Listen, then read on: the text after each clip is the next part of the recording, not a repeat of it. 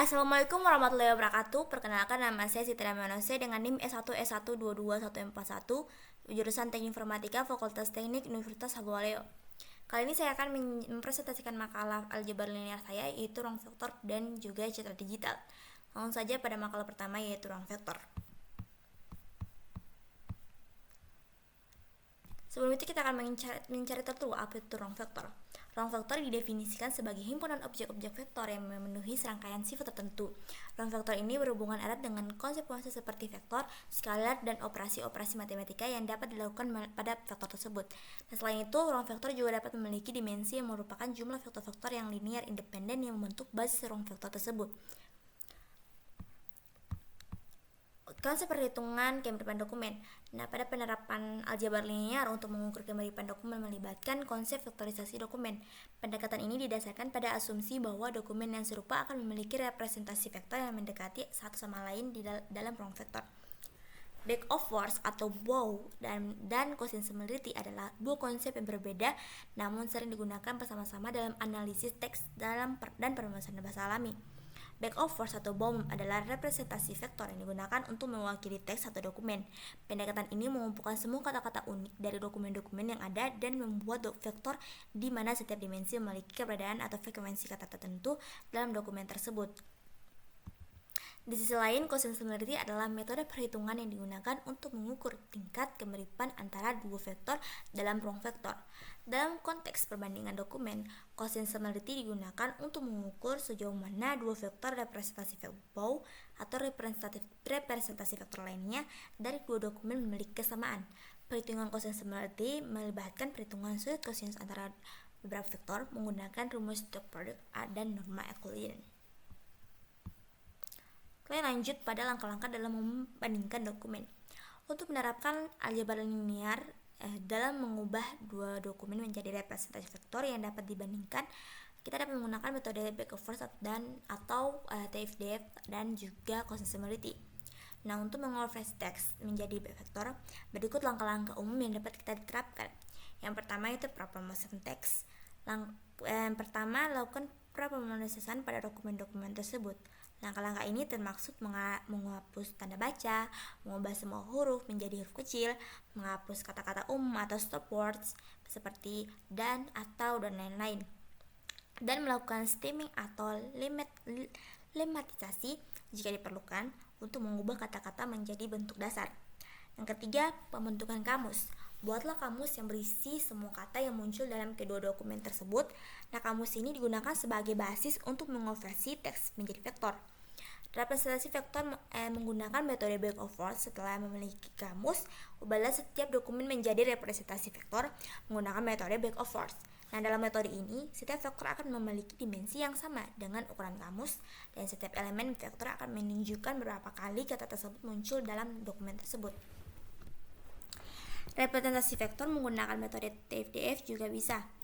Dan habis itu pada perbandingan representasi vektor, setelah kedua dokumen diubah menjadi representasi vektor, kita dapat menggunakan metode perbandingan seperti cosine similarity untuk membandingkan kedua vektor. Cosine similarity ini mengukur seberapa mirip kedua dokumen dalam ruang vektor. Nah, semakin tinggi nilai cosine similarity-nya, maka semakin mirip dokumen tersebut. Oke, langsung saja kita masuk pada contohnya. Nah, di sini kita akan berikan contoh tentang bagaimana membandingkan dokumen dalam ruang vektor menggunakan representasi vektor dan cosine similarity. Misalkan kita memiliki 32 dokumen. Sebagai contoh, misalnya dokumen pertama itu saya suka makan nasi goreng, dokumen kedua itu saya suka makan bakso, dokumen ketiga itu makanan favorit saya adalah nasi goreng dan bakso. Nah, langkah-langkah untuk membandingkan dokumen-dokumen ini adalah sebagai berikut. Yaitu yang pertama itu pra-perumusan teks. Nah, kita akan melakukan pra-perumusan teks pada teks dokumen dengan menghapus tanda baca, mengubah menjadi huruf kecil, dan menghapus kata penghubung, misal saya dan adalah. Dokumen-dokumen ini kita nantinya akan menjadi, pada dokumen 1 nantinya akan menjadi suka makan nasi goreng, pada dokumen 2 nantinya akan menjadi suka makan bakso, dan pada dokumen 3 nanti akan menghasilkan makanan favorit nasi goreng bakso. Lalu pada representasi vektor, nah kita akan menggunakan model bag of words atau BOW untuk memiliki dokumen-dokumen sebagai vektor dalam ruang fitur. Nah pertama kita perlu membuat kamus atau dictionary yang berisi semua kata unik dalam ketiga dokumen. Dalam contoh ini saya akan menggunakan kata-kata yang tadi atas: suka, makan, nasi goreng, bakso, makanan, dan favorit. Nah, selanjutnya kita akan menghitung frekuensi kemunculan kata dalam setiap dokumen. Representasi vektor dokumen kita akan menjadi pada dokumen 1 akan menjadi 1111 0000. Dokumen 2 1100 100. Pada dokumen 3 011111. Lalu kita masuk ada perhitungan kesamaan. Nah, kita akan menggunakan cosine untuk mengukur kesamaan antara vektor dokumen. Nah, rumus cosine similarity adalah dot product antara dua vektor dibagi dengan perkalian panjang atau norm dari kedua vektor. Nah, untuk rumus cosine similarity yaitu cos theta sama dengan A dikali B diper dengan mutlak A dikali mutlak B. Nah, keterangannya yaitu A itu adalah vektor A yang akan dibandingkan dengan kemiripannya. Lalu B adalah vektor B yang akan dibandingkan dengan kemiripannya. Lalu A dikali B adalah dot product antara vektor A dan vektor B. Lalu ada mutlak A itu adalah panjang vektor A. Lalu ada mutlak B itu panjang vektor B. Lalu mutlak A mutlak B itu cross product antara mutlak A dan mutlak B. Nah, dalam contoh ini kita akan membandingkan setiap pasang dokumen.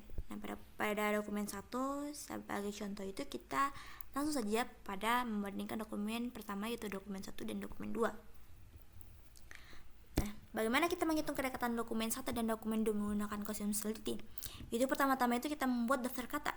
Daftar kata antara dokumen 1 dan dokumen 2 itu kita gabungkan. Nah, jadi ada pada dokumen 1 dan dokumen 2 itu ada daftar kata suka, makan, nasi goreng, dan bakso. Oke, langsung kita bandingkan. Pada dokumen 1 itu kata suka itu ada juga pada dokumen 2. Maka kita tulis seperti ini. Lalu ini dokumen 1 dan dokumen 2 ini, dokumen 1 kali dokumen 2 ini kita akan kalikan. Dokumen 1 itu ada 1, dokumen 2 itu ada 1 juga. Jadi kita tinggal kalikan antara dokumen 1 dikali dengan dokumen 2 akan menghasilkan 1 dikali 1 adalah 1. Lalu di sini ada dokumen 1 kuadrat. Nah, di sini pada dokumen 1 ini kita akan kalikan 2. 1 kali 1 sama dengan 2. Sama dengan 1, Jadi di sini akan bernilai 1. Kalau misalnya di sini adalah 3, nanti adalah 3 akar pangkat 3 berapa? 9. Jadi di sini ada 9 seperti itu. Lalu di sini D2 kuadrat. Pada dokumen 2 kuadrat itu bernilai 1 dan 1 kuadrat adalah 1. Lalu kita masuk pada nasi misalnya. Nasi ini ada dokumen 1, tapi tidak ada di dokumen 2. Maka nasi akan bernilai 1 di sini dan dokumen 2 di sini 0. Dan di sini 1 dikali 0 akan menghasilkan 0. Lalu di sini 2 dokumen 1 kuadrat itu akan bernilai 1. Lalu di dokumen 2 kuadrat akan bernilai 0 dan seterusnya. Dan nanti kita akan jumlahkan masing-masing pada dokumen 1 dikali dokumen 2 dan dokumen 1 kuadrat dan dokumen 2 kuadrat. Pada dokumen 1 dikali dengan dokumen 2 ada berapa? Ada 1, 2 dan di sini kan ada 2. Jadi jumlah dari dokumen 1 dikali dokumen 2 adalah 2. Lalu pada dokumen 1 kuadrat itu ada 1, 2, 3 dan 4. Jadi pada jumlah pada dokumen 1 kuadrat itu ada 4. Lanjut pada dokumen 2 kuadrat. Nah, dokumen 2 kuadrat ini adalah 1, 2, 3. Maka jumlah pada dokumen 2 kuadrat itu adalah 3. Jadi berdasarkan data yang diperoleh dari tabel di atas ini, sehingga kita peroleh cos theta sama dengan dokumen 1 dikali dokumen 2 diper atau dibagi dengan mutlak 1 dari 1 dengan mutlak dokumen 2. Nah, akan menghasilkan dokumen 1 dan dokumen 2 adalah 2. Lalu mutlak D1 adalah 4. Lalu mutlak D2 adalah 3. Jadi 2 diper dengan akar 4 dikali dengan akar 3 akan menghasilkan 2 diper dengan 2 dikali dengan akar 3. Akar 4 kan 2, jadi 2 dikali akar 3. Oke, lalu nanti akan menghasilkan 1. Ini kita bagi jadi 1 diper dengan akar 3 adalah 1,732 sama dengan menghasilkan 0,577. Oke, lanjut pada dokumen 1 dan dokumen 3. Nah, bagaimana kita cara menghitung kesamaan dokumen 1 dan dokumen 3 menggunakan consistency? Itu sama dengan tadi, kita akan mengumpulkan daftar kata antara dokumen 1 dan dokumen 3 yang tadi kita akan gabungkan dan kita akan masukkan, dan nanti akan menghasilkan daftar kata suka makan nasi goreng, makanan favorit, dan bakso. Kita akan membandingkan yaitu pada daftar kata 1 suka ada pada dokumen 1 namun tidak ada pada dokumen 3. Lalu ada di sini kita kalikan seperti tadi. Nah, nanti kita akan melihat lagi pada makanan itu tidak ada pada dokumen 1 namun ada pada dokumen 3, dan cara pengalihan seperti yang saya jelaskan tadi. Lalu nanti kita akan jumlahkan lagi pada dokumen 1 dikali dokumen 2 itu ada 1, 2, 3. Maka di sini ada 3 jumlah pada dokumen 1 dikali dokumen 2. Lalu pada dokumen 1 kuadrat itu ada 1, 2, 3, 4, dan 5. Maka nanti ada 5 jumlah dokumen 1 kuadrat. Lalu ada pada dokumen 3 kuadrat itu ada 1, 2, 3, 4, 5. Nanti jumlah pada dokumen 3 kuadrat itu ada 5. Jadi berdasarkan data yang diperoleh pada dokumen 1 dan dokumen 3, nanti kita akan peroleh cos theta. Nah, kita masukkan lagi rumusnya, D1 dikali D3 diper dengan mutlak D1 dan mutlak D3. Jadi akan menghasilkan 3 dibagi atau diper dengan akar 5 dikali dengan akar 5 dan juga kali dengan akar 5, sehingga menghasilkan 3 diper dengan akar 5 adalah 2,24 dikali dengan akar 5 juga 2,24. Nanti akan menghasilkan 3 diper dengan 2,24 dikali 2,24 akan menghasilkan 5,02. Jadi 3 dibagi dengan 5,02 akan menghasilkan 0,60. Terus pada dokumen 2 dan dokumen 3, menghitung kedekatan dokumen 2 dan dokumen 3 menggunakan quotient similarity. Nah, daftar-daftar kata yang berada pada dokumen 2 dan dokumen 3 kita akan gabungkan lagi seperti tadi. Lalu kita membuat daftar kata seperti ini. Kita akan masukkan kata suka makan bakso, nasi goreng, makanan, dan favorit. Jadi di sini pada dokumen 2 kata-kata nasi itu ada pada dokumen 2 dan tidak ada pada dokumen 2 dan ada pada dokumen 3. Dilakukan seperti tadi, dan nanti jumlahnya pada dokumen 2 dikali dengan dokumen 3 itu adanya 1. Jadi pada bakso saja. Lalu pada jumlah dokumen 2 kuadrat itu ada 1, 2, 3. Jadi ada 3. Lalu jumlah pada dokumen 3 kuadrat itu ada 1, 2, 3, 4, dan 5. Jadi ada 5. Nah, jadi berdasarkan tabel dokumen 2 dan dokumen 3 ini, kita akan memperoleh yaitu D1, D2 dikali D3 itu adalah 1. Ini lalu mutlak 2 itu adalah mutlak D2 itu adalah 3. Lalu mutlak dokumen 3 itu adalah 5. Nanti 1 dibagi dengan akar 3 itu 1,73 dikali dengan akar 5 itu 2,24. Lalu menghasilkan 1 diper dengan 1,73 dikali dengan 2,24 akan menghasilkan 3,8752. Lalu kita bagikan 1 bagi dengan 3,8752 akan menghasilkan 0,26. Akan menghasilkan seperti itu. Lalu untuk selanjutnya kita akan mencoba mengimplementasikan atau menerapkan rumus metode yang telah dijelaskan menggunakan bahasa pemrograman Python. Misalnya di sini saya akan menggunakan beberapa contoh. Misalnya di sini kita import numpy as np. Nah, di sini kita akan menggunakan fungsi misalnya import numpy as np. Lalu pada dokumen 1 misalnya itu adalah kata apel adalah buah kesukaan saya. Lalu pada dokumen 2 durian menjadi buah yang paling saya tidak sukai. Lalu di sini kita akan menggunakan fungsi factorizer yaitu count factorizer. Lalu x sama dengan factorizer titik fit transform dokumen 1 dan dokumen 2. Lalu similarity matrix yaitu adalah quotient similarity x. Lalu quotient similarity score yaitu similarity matrix dikali dengan nilai x adalah 0,1 dokumen 1 dan dokumen 2. 0,1. Nanti kita akan print similarity score antara dokumen 1 dan dokumen 1 dan dokumen 2. Nanti sini kita akan print ini similarity score antara dokumen 1 dan dokumen 2 di 2. Nanti kita jangan lupa taruhkan similarity score. Lalu nanti hasilnya adalah similarity score antara dokumen 1 dan dokumen 2 adalah 0,316227766016839. Nah, seperti itu. Jadi kita masuk pada kesimpulan. Ya, kesimpulannya adalah ruang vektor didefinisikan sebagai himpunan objek-objek vektor yang memenuhi serangkaian sifat tertentu. Ruang vektor ini berhubungan erat dengan konsep-konsep seperti vektor, skalar, dan operasi-operasi matematika yang dapat dilakukan pada vektor tersebut. Cosine similarity merupakan metode perhitungan jarak antara vektor dokumen A dan B yang menghasilkan sudut kosinus X di antara kedua vektor tersebut. Nah, nilai sudut kosinus antara dua vektor menentukan kesamaan dua buah objek yang dibandingkan, di mana nilai terkecil adalah 0 dan nilai terbesarnya adalah 1. Nah, nilai 0 itu menandakan bahwa kedua abstrak yang dibandingkan tidak mirip sama sekali, dan semakin mendekati nilai 1 berarti tingkat kemiripannya akan semakin besar. Nah, berdasarkan perhitungan penggabungan tiap-tiap pasangan dokumen, mulai dari dokumen 1 dan dokumen 2, dokumen 1 dan dokumen 3, diperoleh hasil sebagai berikut. Nah, jadi pasangan dokumennya itu adalah dokumen 1 dan dokumen 2 itu nanti nilainya akan menghasilkan nilainya itu adalah 0,577. Lalu pada dokumen 1 dan dokumen 2 nilainya itu adalah 0,60, dan dokumen 2 dan dokumen 3 itu nilainya adalah 0,26. Jadi dengan menggunakan metode Cosine similarity kita dapat membandingkan kemiringan antara satu dokumen dengan dokumen yang lainnya, di mana jika nilai 0 itu menandakan bahwa kedua abstrak membandingkannya tidak mirip sama sekali, atau di mana jika nilainya itu mendekati 1, maka itu artinya lebih mendekat.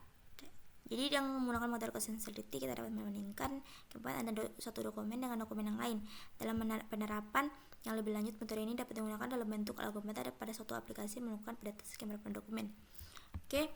Mungkin itu saja presentasi saya untuk pada makalah vector space. Oke, kita lanjut pada makalah citra digital. Oke, lanjut saja kita masuk pada makalah aljabar linear berikutnya, yaitu citra digital. Sebelum itu kita akan membahas sedikit tentang apa itu citra digital. Nah, jadi di sini kita akan membahas tentang sejarah citra digital terlebih dahulu. Nah, minat pada bidang pengolahan citra secara digital atau digital image processing tercatat dimulai pada awal tahun 1921. Nah, pada waktu itu sebuah foto pertama kalinya berhasil ditransmisikan secara digital melalui kabel laut dari kota New York ke kota London atau Berland Cable Picture Transmission System. Walaupun minat dalam bidang ini telah dimulai sejak tahun 1921, tetapi perkembangannya secara pesat baru tercatat pada sekitar tahun 1960-an. Nah, pada saat itu teknologi komputer telah dianggap memenuhi suatu kecepatan proses serta kapasitas memori yang dibutuhkan oleh berbagai algoritma pengolahan citra. Nah, sejak itulah berbagai jenis aplikasi mulai dikembangkan yang secara umum dapat dikelompokkan dalam dua jenis kegiatan, yaitu memperbaiki kualitas suatu gambar, memperbaiki kualitas suatu gambar sehingga dapat lebih mudah diinterpretasikan oleh mata manusia, mengolah informasi yang terdapat pada suatu gambar untuk keperluan pengenalan objek secara otomatis oleh suatu mesin. Lalu terdapat istilah citra yang dalam bahasa Inggris itu disebut image. Nah, secara harfiah, citra atau image adalah gambar pada bidang dwimatra atau dua dimensi. Nah, contoh citra antara lain adalah foto dan lukisan. Jadi, citra digital adalah representasi diskret dari citra visual yang diperoleh melalui proses pengambilan sampel dan kuantisasi dari citra asli yang kontinu. Nah, citra digital terdiri dari kumpulan piksel yang membentuk matriks 2 dimensi untuk citra grayscale atau matriks 3 dimensi, yaitu maksudnya untuk citra berwarna, di mana setiap piksel memiliki nilai identitas yang memiliki tingkat kecerahan atau warna pada titik tersebut.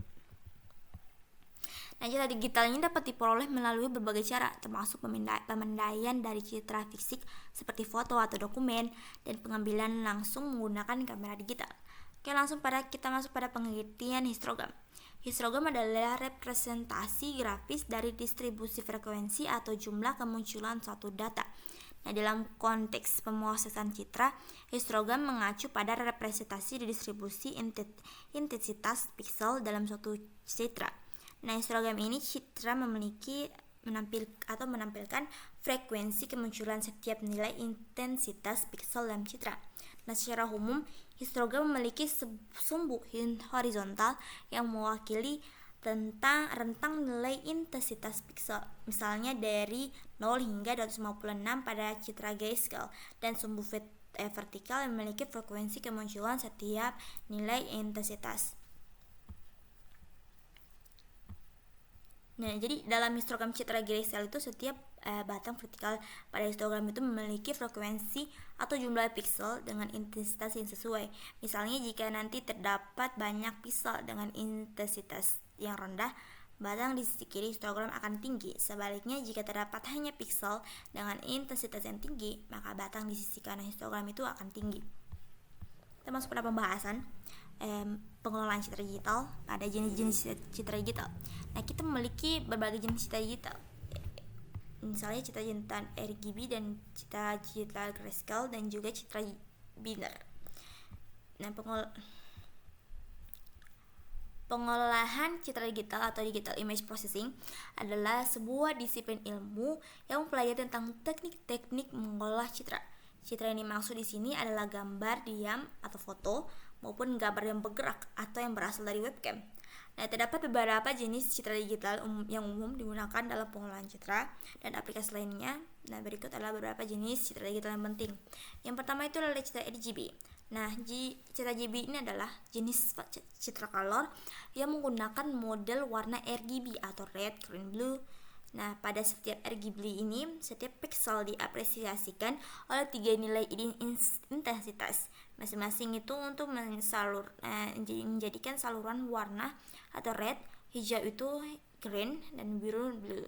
Nah, kombinasi intensitas ketiga saluran warna ini menciptakan berbagai warna yang terlihat dalam citra. Lanjut pada citra grayscale. Nah, citra grayscale ini adalah jenis citra yang digital yang terdiri dari tingkat keabuan atau grayscale. Nah, tanpa adanya informasi warna pada citra grayscale, setiap pixel dipresentasikan oleh satu nilai intensitas tunggal yang menunjukkan tingkat kecerahan pixel tersebut. Nah, nilai intensitas ini biasanya bersekitar antara 0 hingga 255 atau 256. Lanjut pada citra binary. Citra binary ini adalah jenis citra digital yang hanya menggunakan 2 nilai intensitas atau tingkat keabuan, yaitu hitam dan putih. Nanti setiap piksel dalam citra binary dipresentasikan oleh intensitas yang hanya dapat mengambil salah satu dari 2 nilai ini.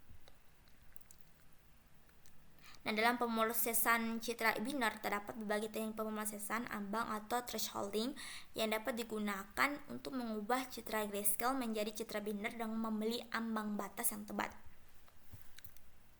Nah, penerapan histogram citra grayscale. Nah, bagaimana cara mengupload serta mengambilkan histogram dari gambar yang telah kita upload menggunakan Google Colabs. Nah, caranya sebagai berikut, yaitu misalnya yang pertama, sebelum menggunakan praktek kita akan buat web browser, lalu nanti kita akan mengaplikasikannya. Lalu pada saat kita buat Google Colabs sampai pada tampilan awalnya, yang kedua itu jika citra awal adalah citra berwarna, konversikan ke citra keabuan dengan cara mengambil salah satu saluran warna, misalnya rata-rata dari saluran merah, hijau, dan biru, atau menggunakan metode konversi lainnya yang sesuai. Lalu yang ketiga adalah untuk mengupload gambar dari perangkat komputer ke dalam Google Colabs. Nah, kita dapat menggunakan perintah sebagai berikut. Jadi perintahnya adalah from google.colab import files. Nah, ini kita akan mengimport filenya dulu, nanti kita akan choose file, nanti kita akan ambil file yang kita punya tadi atau file gambar yang kita punya yang berwarna. Nantinya gambar yang diupload akan tersimpan pada variabel file. Nah, kamus file yang akan menampilkan nama file serta nilai dari data yang diupload. Nah, untuk keperluan pengelolaan gambar, kita akan menggunakan sebuah model Python yang bernama OpenCV, yang memiliki fungsi untuk mengelola gambar digital dengan fungsi computer vision. Atau OpenCV menyediakan fungsi-fungsi yang paling mendasar hingga acuan cukup kompleks untuk pengolahan gambar dalam computer vision. Yang kelima itu untuk menggunakan OpenCV terlebih dahulu memanggil library dari OpenCV, yaitu import CV2. Nah ini, jadi import CV2 from Google Colabs Page import dan CV2 show, lalu image sama dengan CV2 embed. Nanti kita akan masukkan nama dari gambarnya, itu logo.jpg, lalu CV show img. Nanti kita akan jalankan. Nah jika sudah, kita enter lagi, nanti akan import CV2 as CV. Nah from matplotlib import clipboard as plt. Nanti kita masukkan ini. Terus nanti pada bagian logonya kita akan pakai CVT color, nanti CV imprint. Nah nanti kita masukkan nama dari gambarnya, yaitu logo JPEG. Nanti di bagian sini kita akan masukkan itu CV color BRG RGB, red, green, blue. Lalu kita masukkan plt show logo, lalu plt show. Nanti akan tampilannya seperti ini, histogramnya seperti ini. Lalu lakukan perhitungan histogram yang menghitung jumlah piksel dan dengan intensitas tertentu. Untuk setiap nilai intensitas yang mungkin, biasanya antara 0 hingga 256 tertentu. Kita dapat menggunakan algoritma sederhana untuk menghitung histogram secara manual, atau menggunakan fungsi atau perpustakaan yang tersedia dalam bahasa pemrograman atau perangkat lunak pengolah citra. Dan untuk membuat citra berwarna menjadi citra berwarna, maka yang harus dilakukan adalah ini, kita bisa lihat di sini citra berwarna. Nanti kita akan mengubahnya menjadi citra grayscale atau citra keabuan. Jadi untuk selanjutnya kita akan menampilkan histogram dari gambar keabuan yang telah kita buat tadi. Nah untuk histogramnya kita bisa mengulang programnya seperti cara yang di atas. Nah prosesnya sama, kita hanya perlu mengupload gambar yang telah menjadi citra keabuan, contohnya seperti gambar di bawah ini. Ini logo abu. Terus nanti kita masukkan DG. Nah di sini. Lalu nanti kita akan import CV2. Di colornya itu BGR4E color in color. Lalu di sini kita mau tampilkan histogramnya. Ini ada 2 histogram, tapi di sini untuk histogram yang begini seperti ini. Nah, seperti itu.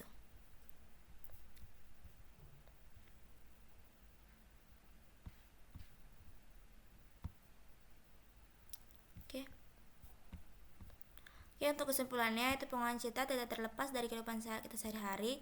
Nah, banyak manfaat yang kita peroleh dengan adanya pengolahan citra dalam pengiriman data dan informasi. Nah, pengolahan citra merupakan proses pengolahan dan analisis citra yang banyak melibatkan persepsi visual. Nah, proses ini mempunyai ciri data, masukan, dan informasi keluaran yang berbentuk citra. Citra grayscale adalah jenis citra digital yang terdiri dari tingkat keabuan atau grayscale tanpa adanya informasi warna. Pada citra grayscale, setiap pixel dipresentasikan oleh satu nilai intensitas yang tunggal yang menunjukkan tingkat kecerahan pixel tersebut. Nilai intensitas ini biasanya berkisar antara 0 hingga 255 atau 256, di mana 0 mewakili warna hitam dan 255 mewakili warna putih. Citra grayscale menggambarkan tingkat kecerahan atau intensitas cahaya pada setiap pixel dalam citra.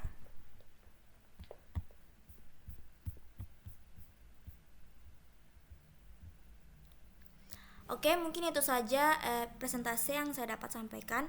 Kurang dan lebihnya mohon dimaafkan. Saya tutup dengan ucapan wabillahi taufiq wal hidayah. Wassalamualaikum warahmatullahi wabarakatuh.